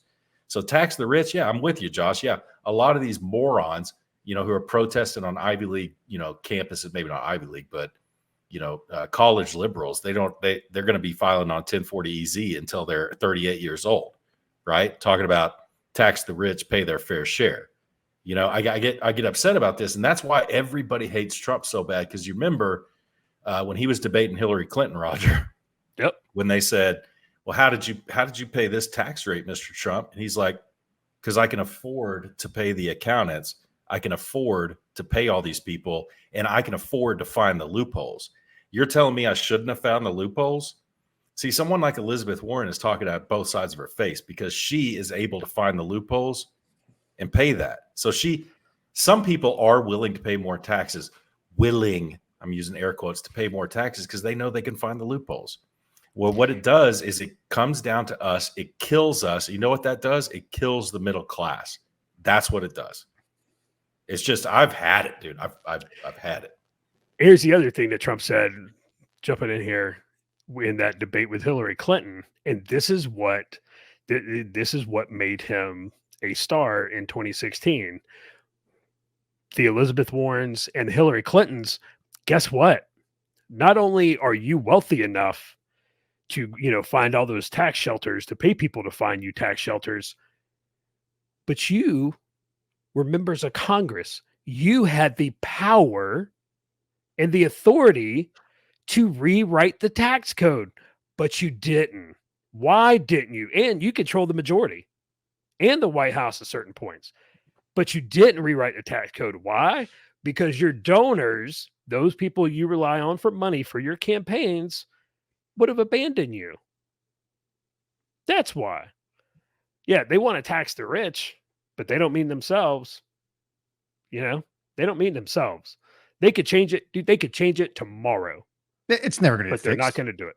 No, it's never going to get fixed. They're busy out there spending their money on everything under the sky. Zelensky needs more money. Yeah, except for putting money back in your pocket to help you feed your family. Because Congress, both sides of the House, sit there and they write checks off of our backs. They are never going to fix a tax code. It's like you said, they could fix a tax code tomorrow. They could fix immigration tomorrow, right? Yep. There's a lot of this stuff they could fix, but it's like, hey, I think one of you two mentioned, like with the whole charity thing, you can never solve the problem, because if you solve the problem, guess what? There's nothing to run off of anymore. There's no fundraising. What I think was funny, dovetailing on the Trump thing, did you hear that he just made another $1.5 billion today? On what? No. So when Truth Social, DJT went public, there was a clause in there that if after X amount of days, if the share price does not dip below like 1760 or whatever it is, whatever the amount was, that he basically gets a bonus. and I think let me look real quick to see what it closed at. I think I looked at it earlier. DJT closed at, so it closed at 32.57. So basically he was giving another and I don't know the exact number. It's like 35 million shares, whatever. Anyway, it basically comes out to $1.5 billion. Jeez, I just don't understand why it's I mean, I always assume. I was not on Truth Social. I might have signed up when it first started, but I never got on it. I'm sure there are a lot of MAGA people who are out on who are out there on Truth Social, but I just don't understand the value. I mean, there must be something else going on, and I think it's because of this company that they merged with that is a big player or something. I don't know. I can't quite. Yeah, I don't know a lot about the company. I mean, my biggest thing is this, and there's no doubt in my mind it's a pump and dump. I mean, when he becomes president or doesn't become president or whatever that case is, whenever that's done and over with, I think it's, that's probably going to be the end of the company and anything that's worth. But when you look at how many millions of people follow him and have a True Social account, because I don't think I know any liberals that are on True Social. I only know one liberal anyway, my mother-in-law, but she doesn't listen to the show. But when you look at you look at advertising dollars, right? Dude, you have a niche of however many people, millions of people that are on that platform that, hey man, if you're looking to advertise and you're looking to cater to that specific niche, I mean, dude, it's gold. So I think that's where the value's got to come in. I know they've put out some earnings because there are SEC filings. So there are, it's funny because I hear the CNBC and the MSNBC folks, all the experts that didn't see inflation coming and don't know how we still have inflation. But how this is all pump and dump. It's all garbage. It's all trash. And they're all angry about it. And it's like, hey man, if there's going to be SEC filings, they've come out and they're going to, post some losses and this and that, but it doesn't mean they don't have revenue. Right. And it doesn't mean that with that revenue that there aren't salaries being drawn. So, there's a big difference between revenue and profitable. You don't have to be profitable to pay salaries. You don't have to be profitable to donate money. So I bet there's tens of millions of dollars out there that are being made. Just ask 501c3s if you have to be profitable to make money, right? There you go. You touched on that a second ago. So, Josh, I promised Darren that we would talk about this Title IX stuff. I don't know if you got to do any reading on it, but basically the administration came out with some Title IX rulings, and it basically comes out, and it sounds, until you start reading into it, and Roger did some reading on it, but I'm going to kick it to you first. Basically, it's you can't discriminate against LGBTQ, alphabet, whatever. Now, there was going to be a provision that said transgenders cannot compete in sports, but that was conspicuously left out of these of this Title IX ruling stuff. So basically, it's status quo. I think that this is Roger and I were talking about this while you were getting your mic sorted out. I think this is a lawsuit or multiple lawsuits in the making, where some colleges are not going to allow biological males, because it's LGBTQ, all this stuff. T is what we're talking about here, transgender. You can't discriminate against them. And Title IX, I don't want to spend too much time on Title IX because it came around in the 60s and 70s, actually, but it was dovetailed off off all the civil rights stuff that came out of the 60s. So, Title IX, basically you've got to balance male and female sports in colleges and even high schools, really. And there are some positive and negative impacts of that. I think mostly negative. But now they've completely blown it up by basically you cannot discriminate against transgender or based on sex, and they're including transgender in there. So if someone declares their sex as male and they're female and they're a biological male, if you do not allow them to compete in the track meet or the swim meet or lacrosse, whatever it is, you are discriminating against them based on their sex. Now, this is kind of tough to follow. Some colleges, like I said, with the lawsuits, are not going to allow this. Somebody's going to dig their heels in. It'll probably be more than one college. And that's going to go to the Supreme Court really quick. And the Supreme Court's going to be, I think it's a bad move. Because if this goes to this, I don't know, man. It could be interesting, but your Title IX stuff, is this going to blow up college sports? What's going to happen here? What's your prediction over the next 5 years of what's going to be going on? And the reason they're saying that they did not include the provision about biological males competing in, biological females events, they're saying the reason they left that part out is because it's an election year. So do you think if Biden wins again, they're going to include that provision or not? And then what's your prediction on how this is going to play out over the next 5 years? It depends on if it goes to the Supreme Court or not. I think. What do you think Biden the Supreme wins, Court's going to say? I don't know. I truly don't know. Because you have John Roberts. John Roberts is always a wild card. You generally don't know which way he's going to go. I think you have, I think Gorsuch, Kavanaugh, and Barrett. I think they go that Title IX does not apply to the T's. And Alito. And Alito for sure. And Thomas. And Big Clarence. So I saw the latest article, which is going to be the one that's going to push it to the Supreme Court. So the Federal Appeals Court from the Fourth Circuit says that the West Virginia law, Title IX, empowers a 13-year-old transgender girl, read biological boy, biological male, to compete on basically the girls' cross country and track team. That's going to go to the Supreme Court. West Virginia is going to push that to the Supreme Court. All right. But they use Title IX as saying that Title IX, that West Virginia discriminated against this boy. And they said that Title IX prevents that, right? That's, that flies in the face of Title IX. So they have to let him compete against the girls, which is after you have somebody, you sit down and, like, you just laid out the explanation, stuff like that, after a while, you're like, my head's kind of spinning. Like, I'm, believe Hughes, it's going to come down to, how do they define it? Like you said, how do they define it? Are they defining it as gender or sex? Even though they're basically the same. The problem with this Title IX, it's not a ruling, Roger. I can't think of the term for it, but the Title IX provisions that have come out, Josh, I'm sorry to cut in on you.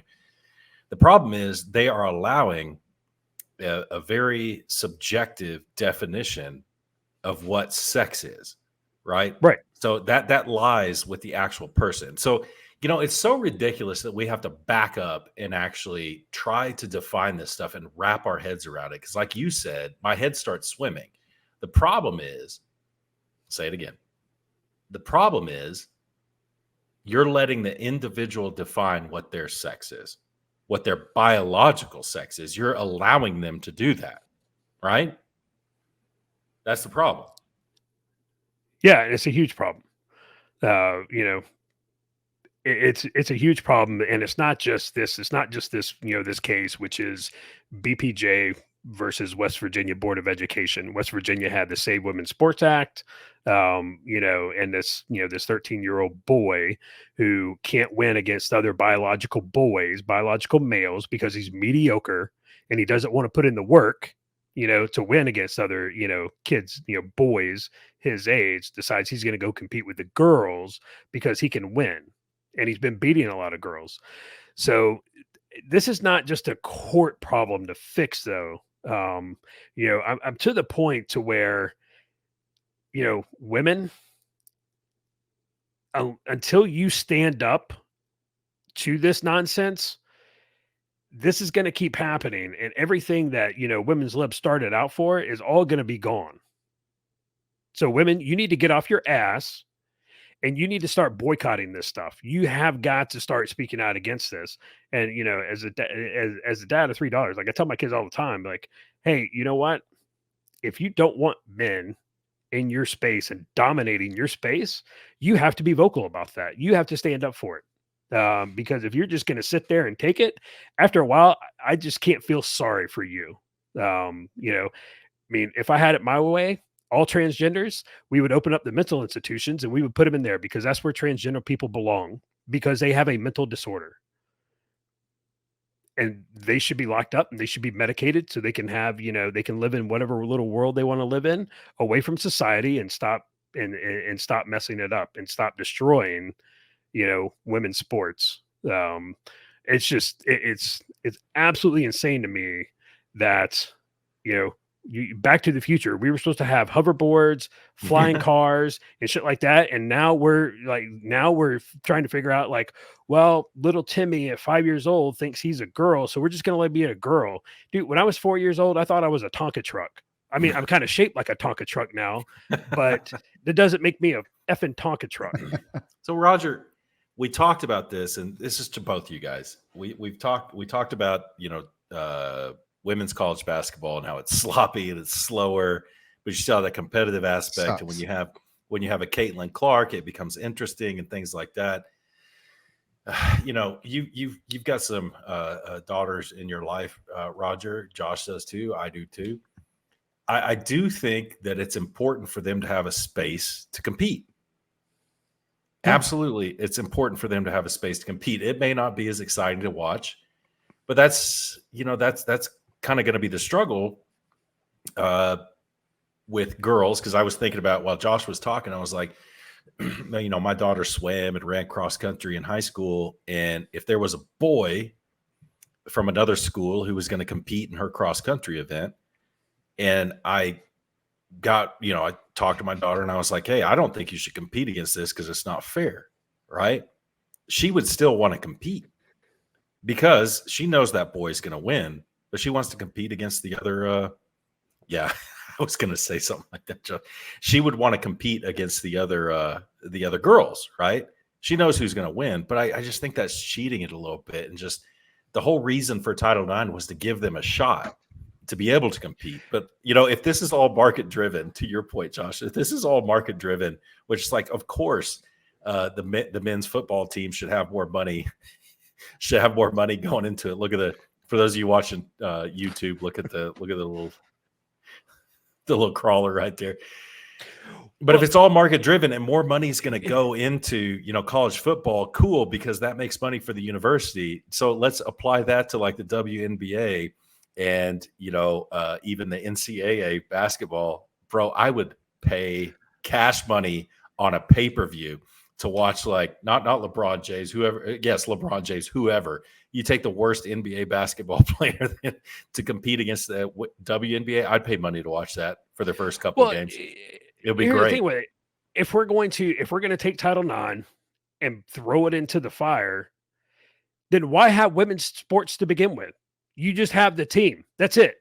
Yes. Hey, this is the NBA. If you want to be a professional basketball player, this is the league. That's it. Here's the cut line. You either make it or you don't. Don't take the NBA. It's just, go to NCAA. Dude, anything. The NCAA, there is no women's teams, period. Dude, all the way down to little kid third grade soccer. There's no girls teams. Done. We're done with it. This is the soccer team for the school. That's it. You either make it or you don't. That's my point, is that when you take this stuff to its logical conclusion, there's just one team. Well, then women, like you said, Josh, women are getting the raw deal. There aren't going to be any women. There aren't going to be. It'll be very, very limited to like the pool team, the table, not even table tennis. I mean, because I'm going to identify as a 16-year-old girl, and I'm going to go in and dominate that shit too. Yeah. It's not right, dude. It's not right. It's not right. It's not right. But at the same time, women, I don't know how many women listen to us. I have to go back and look at the stats. Probably not many, but women, you need to get off your ass and you've got to put a stop to this because this is your problem. It's when you look at the history of Title IX, it was all based on, and here's the thing, we've talked about, and Title IX came out way before the vocabulary switcheroo there, but it's all about the equitable allocation of federal funds. That's what it applies to any school, any educational institution that receives federal funds. So they wanted to make sure that you receive X amount of dollars at the same amount, that 50-50 split between female and male sports, right? And if the school didn't offer a sports program for the females or the males, and the other sex could partake. The actual Title IX change, so I'll read this, and it's important to go back to what Luke was saying at the very beginning. Prohibits discrimination against LGBTQ students and employees based on their sexual orientation, gender identity, and sex characteristics. What in the hell does that mean? That means whatever I feel like I am on that given day, that's what you are. Now, here's the important thing about it, okay? Because it doesn't just apply to athletics, but it applies to the school system itself, i.e. bathrooms, locker rooms, sports, all your facilities, etc. Did not address trans athletes. And so Luke gave the real reason because it's election season. What the administration came out and said, well, we're not addressing the trans athlete because that's in a separate Department of Education ruling that's going to come out later on this year, which will never come out. Okay, that they gave the answer. KJP threw that out there, and we'll never see that. That's going to cease to exist. The other thing it does is, so back when Trump and Betsy DeVos modified Title IX during his administration, and this is where I think it's going with this, Luke. They modified it so that, hey, if there was a sexual misconduct allegation, the school had to have a hearing on the allegation. Right now, with that being said, the person, under our rule of law, the person who was alleged to have committed that sexual misconduct had an opportunity to cross-examine. Okay, so Susie accuses, John. Yeah, that includes rape. So Susie accuses John of touching her, whatever the case is. Okay, well, back in the day, it's like, hey, man, he was just guilty, right? And they changed it. Said, no, you know what? We're going to kind of, frame this after our legal system and say, John's got the right to present a defense. Hey, man, I wasn't even at school that day, right? Because we all know, it's not to say it doesn't happen, but we all know the stigma. We saw it in the Army all the time. Man, somebody, claims sexual assault, you're guilty. Whether you did it or not, you're guilty. And at the end of the day, even if you're found innocent, you're guilty. That stigma stays with you. So this was, done to prevent that. Now, I'm not saying that's a perfect law or is a perfect ruling, but that was the point. the Biden administration has come out and basically said that, well, you know what, that's going to make a lot of people, fearful of coming out and reporting, these type of things. Well, one, how often is that happening? Because we probably have a bigger issue if it's that much, the percentage is that great as far as sexual misconduct, which I don't know, man. What you see on the news, maybe it is that great. But they basically took that open hearing away, said, well, okay, it's up to the school, but then took away the right of the person who was accused of conducting the sexual misconduct of having any type of cross-examination. Okay. Which is very important, because if you accuse me of doing something, then I should be able to defend myself.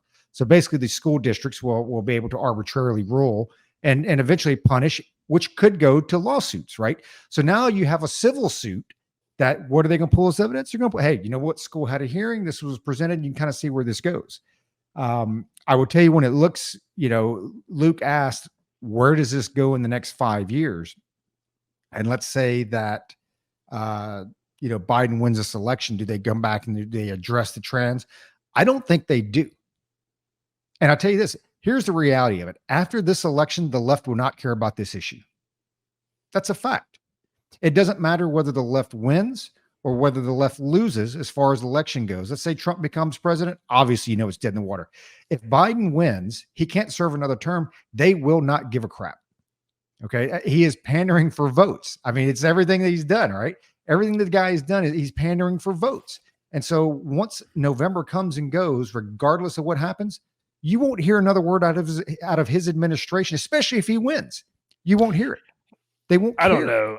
I think Biden may not care, but his handlers do. His handlers will push him to sign things and to make concessions in that next. Well, I'm kind of curious if they're.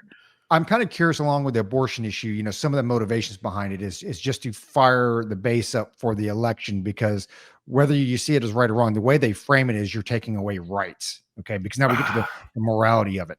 Now, real quick, my last thing, and I'll throw it back to Luke. What I think is going to be interesting, what Josh brought up with, going to the Supreme Court. A lot of this, I think, is going to depend on how it is going to be framed and defended, because there's supposed to be another ruling that comes out where it's going to not only address the trans athletes, but a lot of other questionable, trans sexual rights, throughout schools, workplace, that type of stuff. What's interesting is, how does that become defended? Oh, that was the other thing. They want to impose a ban. Okay. So the new DOE ruling is going to impose a ban on all the states, preventing them from coming up with anti-trans, sports rules, that type of stuff. I'm kind of curious to see the defense, because people forgot about the DOE ruling, right? The DOE ruling that went up to SCOTUS, Department of Energy, sorry. And SCOTUS said, hey, you know what? You guys are unelected officials. You actually don't have the authority to do this stuff. You don't actually have the authority with these specific regulations, because you're not held accountable to anybody. You're unelected, so you really can't legislate. The difference is, when you look at West Virginia legislated that, right? By their state legislators that were elected by the people, signed by the governor. I'm kind of curious, and this is my last piece on this. I'm kind of curious, when this goes up to SCOTUS, do they argue on the basis of Department of Education can't regulate this? It's not in their jurisdiction. It's not in their purview. We have a state governing body that was elected by the people that has legally legislated this in accordance with our state constitution. And Department of Education, you don't even, much like the NCAA, you don't even have the right to oversee any of this stuff. Again, not a legal expert. That's just my thought. It's going to come down to how do I just dissect this without boring the audience to death for the next 30 minutes about they're already bored. We already lost them. Check it out. I think that there's, I put it in the chat there. There's going to be second and third order effects. You were saying, oh, it's an election year. I agree. His handlers or whoever, this is why Biden's such a weak president, because he can't make decisions for himself. So he's having his DEI staff make all these decisions, thinking this is going to be a good thing. But even if he wins a second term, there's going to be second and third order effects of this going through the courts, not just to SCOTUS, but it's going to be a mess. And they have gone into the initial stages of stirring up the hornet's nest. This is what we were texting about earlier. It's like, this is just a bad thing, because legally to your points, Roger, is it legislative? Does Department of Education even have the, even have the power to do this? You're treading on grounds of civil rights at this point, and that's why this becomes such a hot button issue. I think they made a stupid decision with this. They could have kicked this can down the road, but they chose not to because some stupid advisor thought this is going to stir up the base to get on our side. But Roger, I don't think this stirs up the base because what does the Democrat Party rely on? Liberal, college educated white women who control their husbands, and their husbands are going to vote the way they do. I think that a few rich liberal white women are on this train, but when you start talking about transgender competing against their daughters, I don't think they're cool with that. So I think this is going to backfire on them. I don't think this is a well-measured response at all. I mean, I don't see the logic. Well, I don't see the practical logic in it. I know why it happened because what I said earlier, Biden's not running this show. It's a bunch of advisors running this show who are thinking, this is a great idea. We should do this. And we can kick the can down the road on the transgender thing, but that's not going to work because it's all about sexual identity, like you said.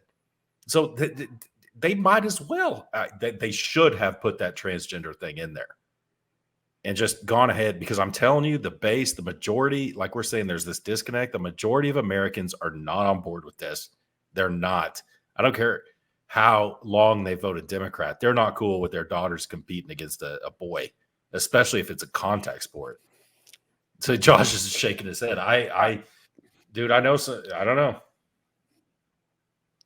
We need to talk about conspiracies. So say what you're going to say, and then let's dovetail. So I don't disagree with what you're saying, but where's the pushback? If people don't agree with their daughters competing against men, biological men, where's the pushback? Because we really haven't seen it. You've seen it from a couple of states, but on the national level, you haven't seen this. It's not widespread yet. I don't know I don't know how much more widespread it can get. I mean, dude, I have not seen the pushback that needs to happen to nip this shit in the bud. And I don't think it's going to stop with the next election. I don't think it's going to become a defunct issue. It's his handlers are going to absolutely, if he gets another 4 years, especially because more than likely the House is going to flip. And if they have Congress and the White House, you are going to see an all-out blitzkrieg on DEI, the alphabet people, all of that stuff. Passing legislation, executive orders, bro, it is going to be lawfare like we have not seen before for the next 4 years. I think that if this mind virus keeps going the way it is, this transgender mind virus, because that's exactly what it is. It's like anorexia on steroids from back in the late 80s, early 90s. You remember that? I'm saying it's not widespread enough because I'm not seeing it here in the South Plains of Texas.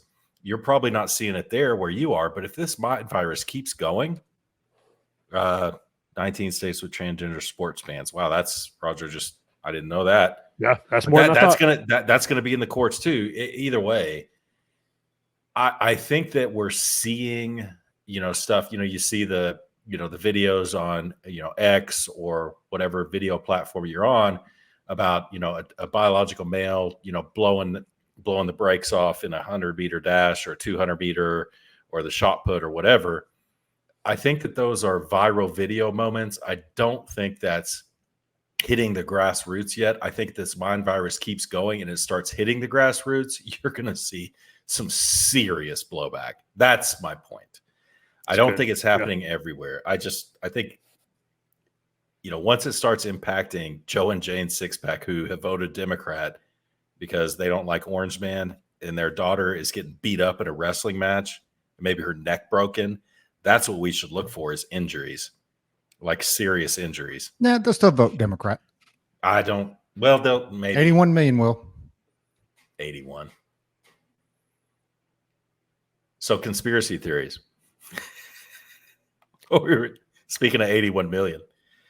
what we're talking about in the last, I don't know, 20 or so minutes is let's just go down the list of conspiracy theories. And what we want to do is rank some of these conspiracy theories. We had a whole episode on this early on.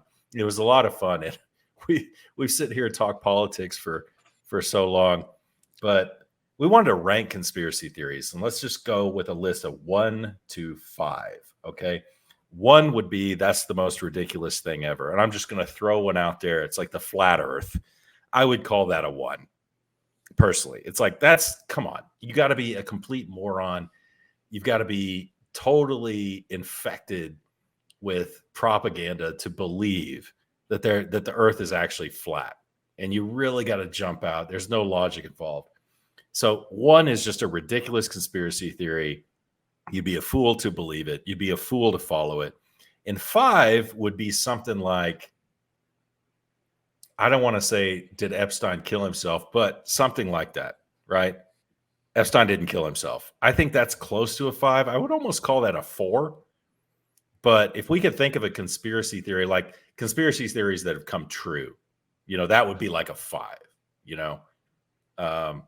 So with the 81 million, let's just say election election interference, what do we call it? Whatever's going to get us banned the soonest.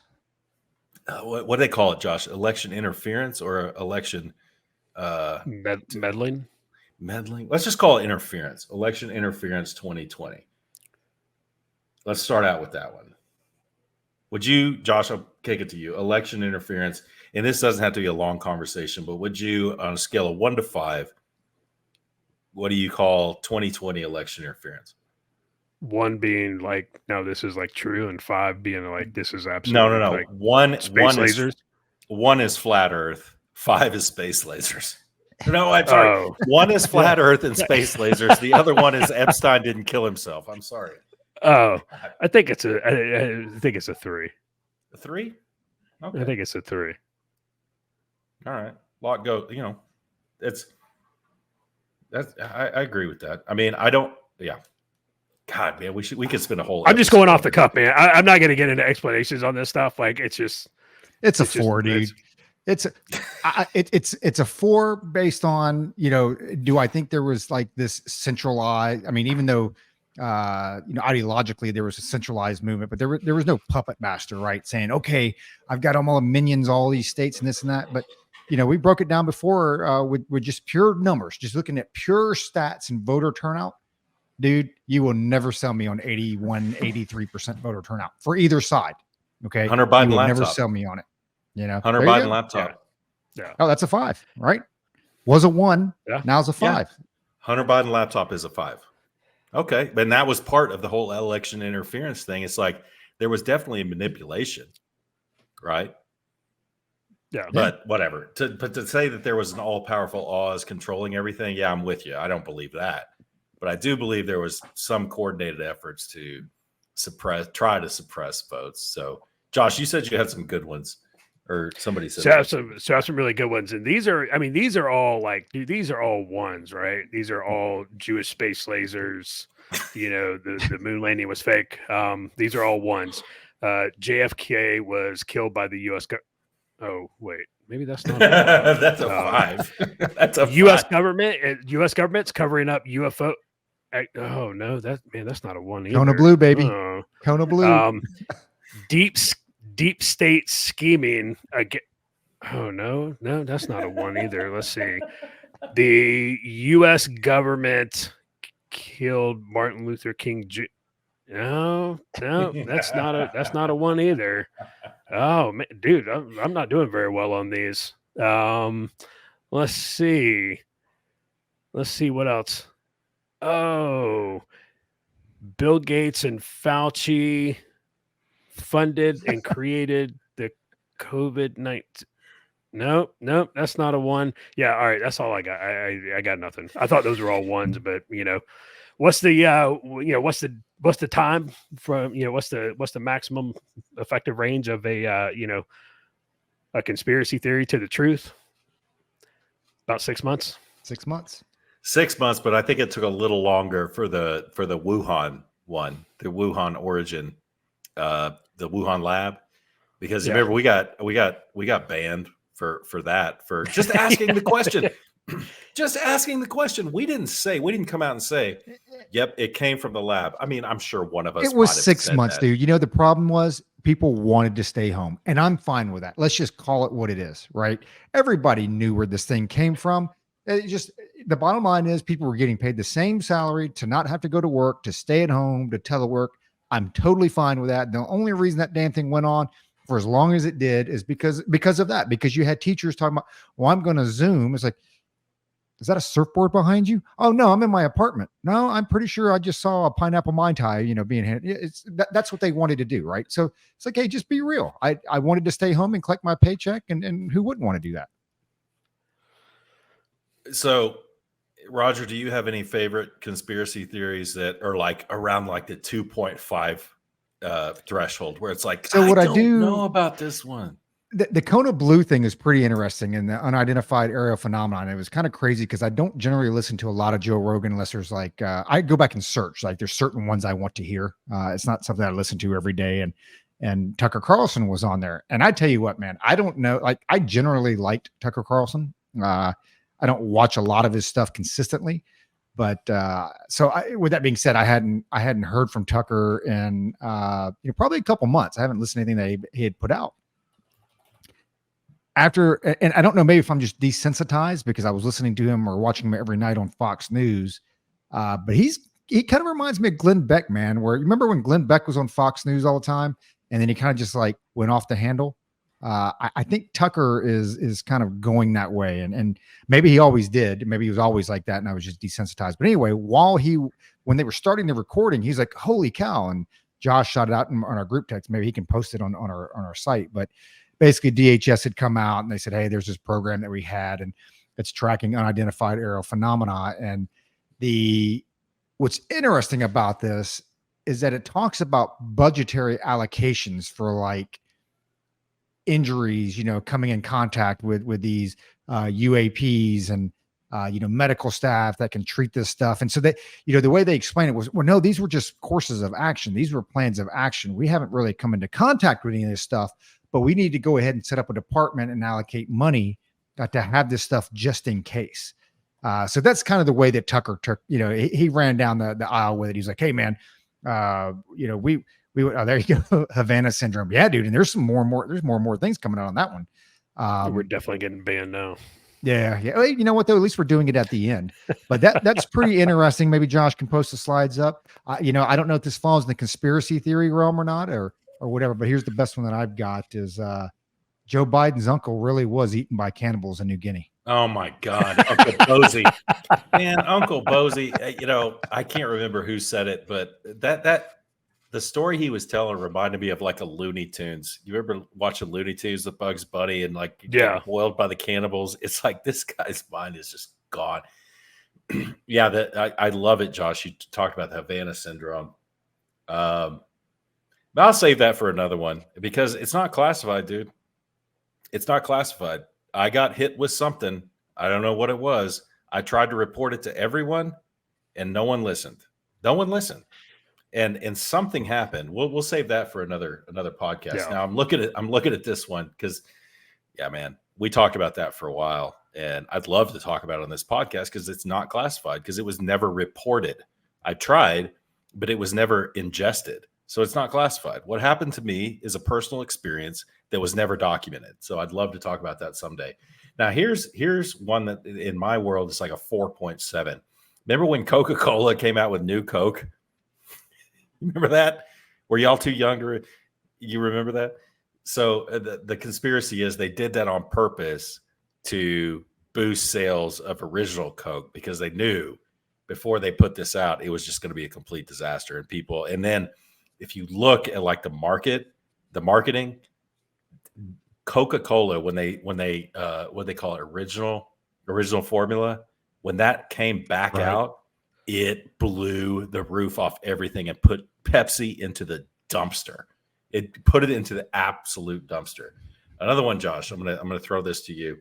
I don't know about this one. It's like chemtrails, right? With a lot of these conspiracy theories, right? There's an element there like what we were talking about with election interference. There's a lot of elements there, and it's like you don't go full retard on it, which is a word we all want to come back as retard.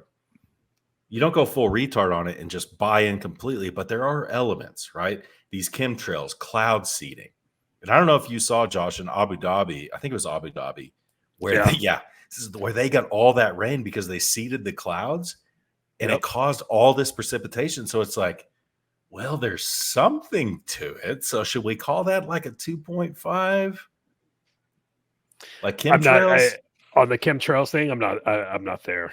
That one's like a 1.5 for me. Well, they all start with some truth, though. It's like, so Yes, I've been wearing these shirts lately, right? Like I have this "Birds Aren't Real" shirt because they got the birds. Everybody's like, they're all birds are the Tell us about that. Tell us about the birds aren't real. This is awesome. Well, because you've got people that believe that basically the birds, the 4.12 billion birds that are around the world, are all like CIA controlled, little surveillance. Now, here's my thing, though. And here's what I'm saying. So I wear these shirts. I've got one of those. I've got a Flat Earth Society shirt. I always wear it when I fly, which is pretty cool. But what's interesting, though, is when we say, and this is just my guess, educated guess, there is no doubt in my mind that somebody like outside of the agency or any other 3-letter place was like, you know what? There's a lot of birds around here, man.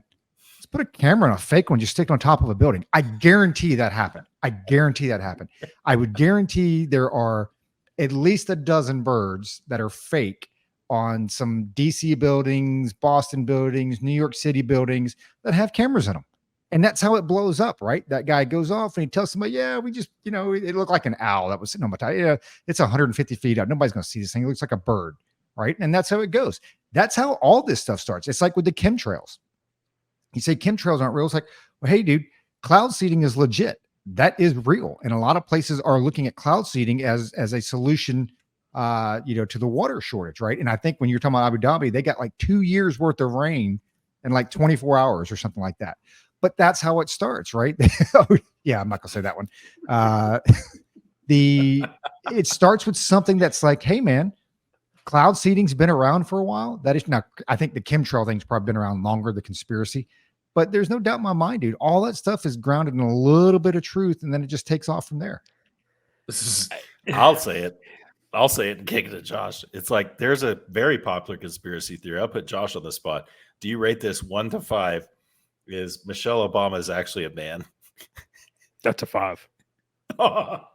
You don't mean that. That's a 5. Michelle Obama is a dude. Flat out. And I say Michelle, I should be saying Mike. And Justin Trudeau, I'll give this one a 5 before I'll give Michelle Obama as a man 5. Justin Trudeau is Castro's son. That 100%. That is a 5. That is Castro's son. Here's the thing, right? And so again, and this was, before, smartphones were a thing. So, I think like my mom, like aunt, stuff like that, like there's pictures of them pregnant, right? With myself and, and siblings. I have never, ever seen a picture posted anywhere on the internet of a pregnant Michelle Obama. And even people who come out and are like, no, she's not she's a woman. It's like, okay, well, find me a picture of her pregnant. You can't do it. I'm just saying. And there's been some outfits that, those outfits were kind of tight. And it was like, are you smuggling something down there? Are you smuggling a roll of dimes? Like, what is that? Like, that's really weird. I'm telling you, Michelle Obama's a dude. Used to be Mike. And that was Barry's buddy. Those daughters they got, bro. Those kids are adopted. Or something. But you guys know, Roger, where the term conspiracy theory actually started, right? No, educate us. It started with the JFK assassination. That's when the term conspiracy theory started being used by the media and all this stuff, because people started asking questions, especially way back then, like what's going on, and questions started being started getting uncomfortable. So it's like it's a conspiracy theory. And a conspiracy basically means there's more than one person involved, and there was planning involved, and they're going to execute some kind of plan or action. So it started being used as a negative connotation just after the Kennedy assassination, which I am now. You asked me 27, I think in the last episode, 27-year-old Luke. 27-year-old Luke hadn't grown up yet. And now, after reading everything, looking at all of the evidence, I can tell you one thing for an absolute fact is there was more than one gun. Well, absolute fact in my mind, there was more than one gunman in the JFK assassination. No one will ever be able to convince me otherwise because the physics just aren't there. I don't know about more than one gunman in the JFK assassination, but I know without a shadow of a doubt, the CIA had him killed. The CIA was 100% involved in it. The coincidences are too much. Go read the Ghost. Read the Ghost, a book about Angleton, and then come back and tell me why the head counterintelligence officer for the Central Intelligence Agency had a personal relationship with Lee Harvey Oswald 2 years prior to the JFK assassination. And there was Go back absolutely no no reason. Exactly. No, that's the thing. You will never convince me otherwise that the CIA did not have JFK killed. You'll never do it. Those coincidences are too much. Lee Harvey Oswald, because James Jesus Angleton was a giant. Like he was a giant. Like he might have been crazy in his later years, but this guy was functioning on a level where like national security was a real thing, and he was kind of like in charge of it. Yeah, dude, he was a plate holder. He was an OSS guy. And Lee Harvey Oswald was basically autistic. He was an autistic moron who was off the reservation. Yeah, he was off the reservation. There was no reason for somebody like James Jesus Angleton, the director of operations for CIA, to have a relationship with this pawn. Zero. And the facts are there. He did have a relationship with him, like you said. Yeah.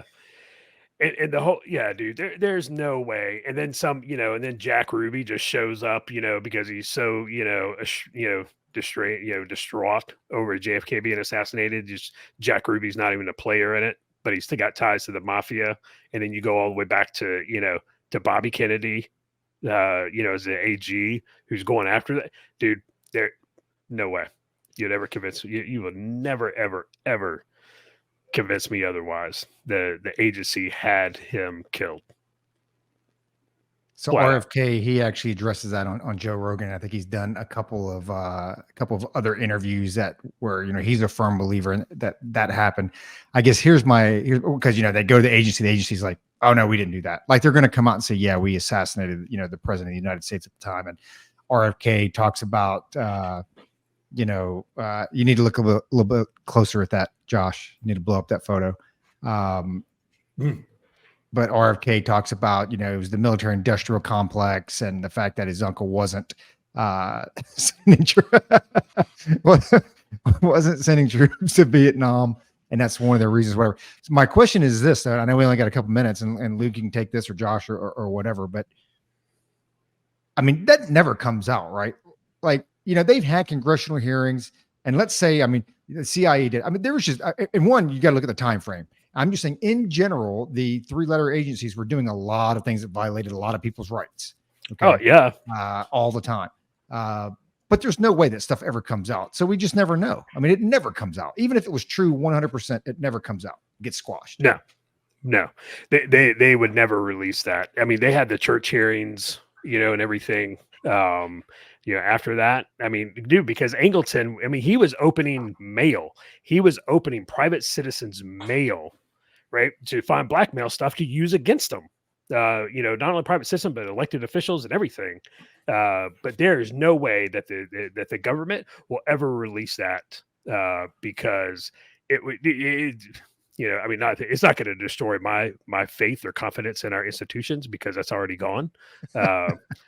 But yeah, dude, It'd be there's no way -5. yeah, exactly. Yeah, dude, there's no way they release that. I don't see it.